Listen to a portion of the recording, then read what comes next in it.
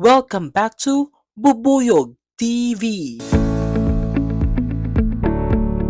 Hello mga kabida and welcome to the new episode of my vlog. And tonight, bibisitahin natin ang isa sa pinakasikat o sabihin na natin na matagal na pinupuntahan ng mga taga-Tanawan City, Batangas. So tara magbida-bida. Ngayon nga ay papunta na tayo sa isa sa pinakasikat na isawan dito sa likod ng dating KFC sa Tanawan, Batangas. Alright, nandito tayo ngayon sa lugar na tinutukoy ko. Dito lang yan sa may Tanawan City, Batangas. Ang way na to ay papunta sa may bandang simbahan, St. John Parish dito sa Tanawan City, Batangas. So ito na nga yun, oh. Halika, ibida na natin to. Alright, so dito na nga kami ngayon sa Tanawan City, Batangas para ibida namin ang mga ikaw dito sa lugar nila. Sulit na sulit. Halika, ibida natin. Iba't ibang klase ng ihaw-ihaw ang inyong mapagpipilian. May Adidas, Betamax, hotdog, syempre ang isaw ng manok, at ang kanilang barbecue.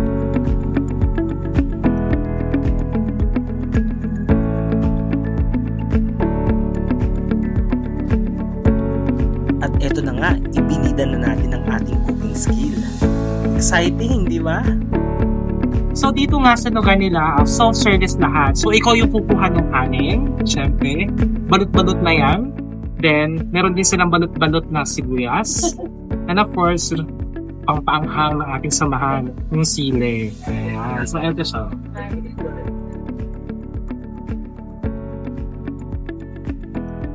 So ngayon nga, ikasama natin yung isa sa mga may-ari ng pwesto dito sa Hawaii, si Tita Merly. Hello, Tita Merly. Ayan, so Tita Merly, gano'n na kayo katagal dito sa inyong pwesto? 24 years na. Wow! Ang tagal na pala ni Tita 24. Merly. Wow! Kasi po dito rin ako nag-college sa May Faith. So kumakain din talaga kami dito noon pa man.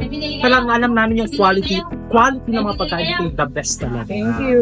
So salamat po sa pagbibigay syempre sa amin ng mga ganitong quality at mga sulit at mga Thank you murang din. pagkain. Thank you Ayan. din. So, ayun yung kitaan natin ngayon. Kumusta po? Yung mula nung nagsimula yung pandemic, bumalik ulit yung pwesto, naapektuhan po ba ng malaki yung inyong mga paninda? Yes, na malaki epekto din ng magka-pandemic. Bali ko, yung dati namin benta, bali kan hati na lang rin. Oh, kita naman natin talaga yung nag-effect. Pero, thank you Lord pa rin kasi kahit nga ngayon, medyo nabalitang ang mga baboy inisakit, pero patuloy na maraming nakitiwala pa rin sa amin na the best pa rin yung barbecue na Siyempre po, kaya po kami dito ay palaging bumabalik. Binabalikan po namin talaga ito yung barbecue. Thank you. Ayan siya. Tsaka ayun, ang ginawa namin, gumagawa na rin kami ng chicken barbecue, chicken inasal. Wow, bago yon, chicken and asahan. Wow, ang galing naman. Talagang yung diversity ng kanilang o yung variety ng kanilang pagkain ay talagang nilalawakan na nila para mas marami pang pumunta sa lugar nila. Tulad kanina, biglang may order ng 100 pieces. Wow! Buwa, sarap naman nun. Ang galing naman, Tita Merly. So, may anak po ba kayo or may asawa? 3. Bali, 4 namatay na yung panay. Pero yung 3, okay, 2 yung may asawa na, yung isa pa lang yun. Opo. So, lahat po ng mga anak nyo ay napagtapos nyo. Oo, dito Dahil sa dito sa- barbecue. Wow, isang huwarang ina rin naman si Tita Merly, no? Thank you. Napakagaling talaga, no? So, yun talaga yung kailangan natin, yung determination, syempre yung sipag at syaga sa mga klaseng ganito ng negosyo. Kasi mahirap din po yan mag-prepare, lalo na yung mga pagtutubo. Iyak ako. Ay, opo.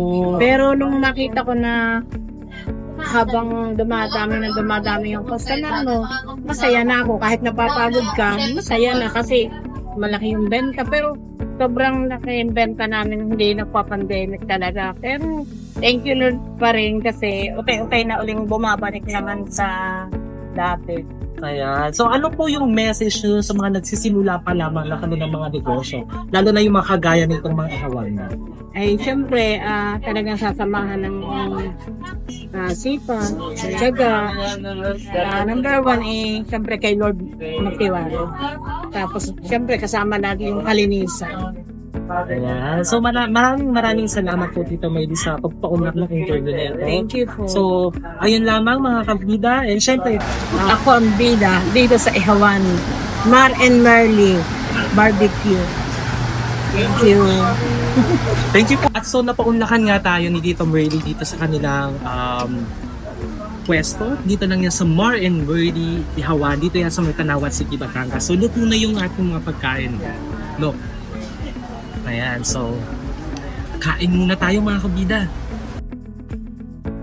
Sa tinagal-tagal na namin kumakain sa ihawan na ito, ngayon lang namin nalaman ang kwento sa likod ng bawat tuhog ng isaw at barbecue ni Tita Merly.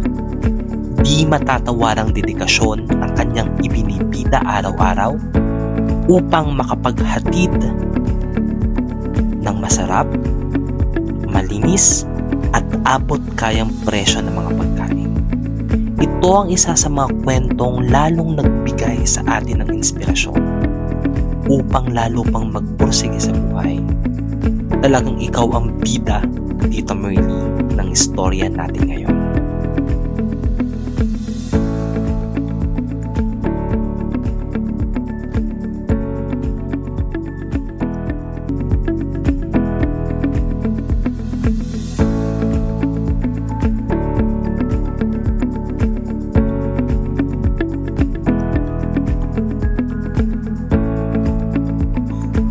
So yun na nga mga kabida at naibida na natin sa inyo ang isang masarap na ihawan sa Tanawan City, Batangas.